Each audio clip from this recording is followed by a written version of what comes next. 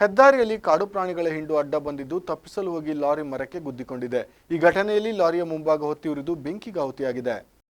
ಹೆದ್ದಾರಿಗೆ ಅಡ್ಡಲಾಗಿ ಬಂದ ಕಾಡು ಪ್ರಾಣಿಗಳ ಹಿಂಡು ತಪ್ಪಿಸಲು ಹೋಗಿ ನಿಯಂತ್ರಣ ಕಳೆದುಕೊಂಡ ಲಾರಿಯೊಂದು ಮರಕ್ಕೆ ಡಿಕ್ಕಿ ಹೊಡೆದು ಚಾಲಕ ತೀವ್ರವಾಗಿ ಗಾಯಗೊಂಡರೆ ಲಾರಿಯ ಮುಂಭಾಗ ಹೊತ್ತಿ ಉರಿದು ಬೆಂಕಿಗೆ ಆಹುತಿಯಾದ ಅಪರೂಪದ ಘಟನೆ ತಾಲೂಕಿನ ಕಂಚಿನಬಾಗಿಲ ಬಳಿ ರಾಷ್ಟ್ರೀಯ ಹೆದ್ದಾರಿ 52ರಲ್ಲಿ ಸಂಭವಿಸಿದೆ. ಲಾರಿ ಚಾಲಕ ಅಂಕೋಲಾ ತಾಲೂಕಿನ ಅವರ್ಸಾದ ಸಕಲಬೇಣ ನಿವಾಸಿ ಕೃಷ್ಣಾನಂದ್ ಶ್ರೀಕಾಂತ್ ನಾಯ್ಕ್ ಅಪಘಾತದಲ್ಲಿ ಗಾಯಗೊಂಡಿದ್ದಾನೆ.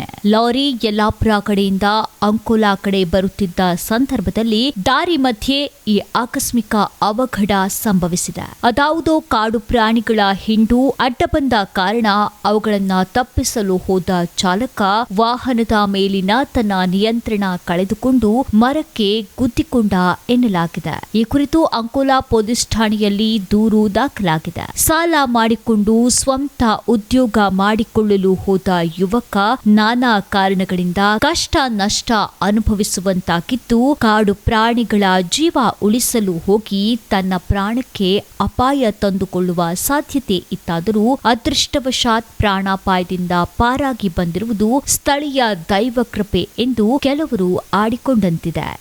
ವಿಸ್ಮಯ ನ್ಯೂಸ್, ವಿಲಾಸ್ ನಾಯಕ್, ಅಂಕೋಲಾ.